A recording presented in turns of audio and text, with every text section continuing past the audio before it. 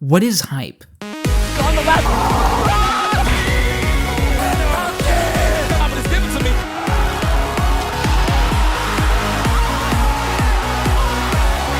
Since the dawn of time, human beings have been competitive.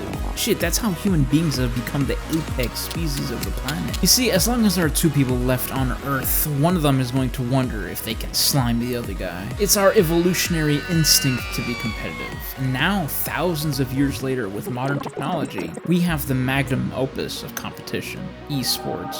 The first ever esports tournament was in 1972's Intergalactic Space War Olympics, which had the amazing first place prize of a year's subscription to Rolling Stone magazine.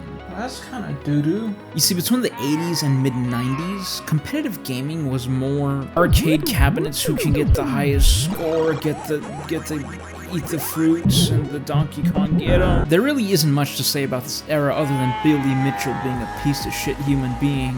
Imagine being such a comical loser that regular show immortalizes your fuck ass as a loser, no having wife bitch. It wouldn't be until March 7th, 1991, where in Street Fighter 2 you would see the groundworks for what competitive video games would become. You had an established meta, the best characters, the worst characters, whatever the fuck Zangief was doing to you. You keep going a few years, and in the West, the LAN culture exploded with Counter-Strike and Quake and the Jesus Christ of FPSs. I've played Counter-Strike like twice, but if you cut off both my arms and gouge my eyes out, I could 3D replicate the D-Dust 2 map. That's how iconic this game is. Teams like Nib, Fnatic, Virtuous Pro were becoming a household name, and video games were starting to look less like a bunch of sweaty teens obsessing over a video game, and more like a bunch of professional sweaty teams obsessing over video games. You keep going a few more years, and it's 2011.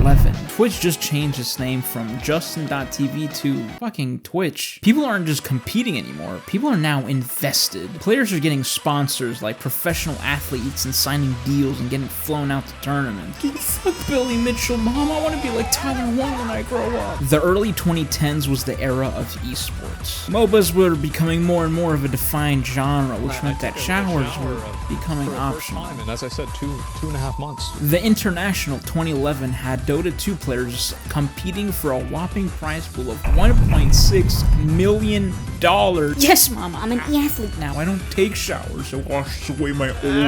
MOBAs were starting to get taken seriously, and it wouldn't be until 2012. Where's my script? It wouldn't be until after Tencent acquired Riot Games in 2012 that League of Legends would be properly canonized as the most terminally online video game.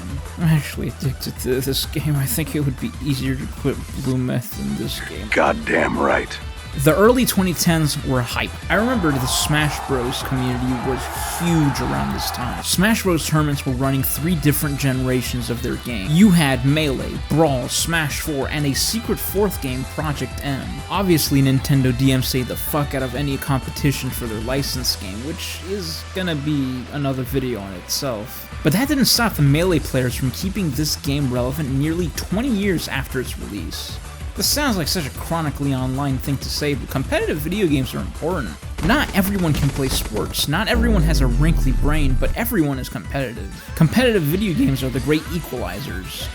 It doesn't matter who you are or what you've been through, everyone can play video games. And with the emergence of casual mechanics like Street Fighter 6's modern controls or other fighting games' auto combo mechanics, this makes it so that anyone can compete at higher levels. Fuck it, Tyler 1 has never played a fighting game in his entire life, and he just hit Master Rank in Street Fighter 6. We're at a point now where entire careers are born out of playing video games competitively. Pro players don't even have to compete anymore, just be entertaining enough, and you can make it on Twitch or other streaming platforms. Even games that weren't designed for esports got dragged into the scene by sheer popularity. Fortnite, Apex Legends, PUBG. Battle Royales went from Minecraft Hunger Game mods to multi-million-dollar events with live crowds and kids making more money in one summer than most people see in their entire lives. It's the meta, it's the narrative, it's watching someone do a game-winning play and the shoutcaster screaming like he just got stabbed in the chest. Hype is seeing Evo Moment 37 and still flooding your pants even 20 years later. Hype is when a faker does whatever the fuck this is. It's when a 14 17-year-old no-name from nowhere wipes the floor with the reigning champion in front of thousands of people live.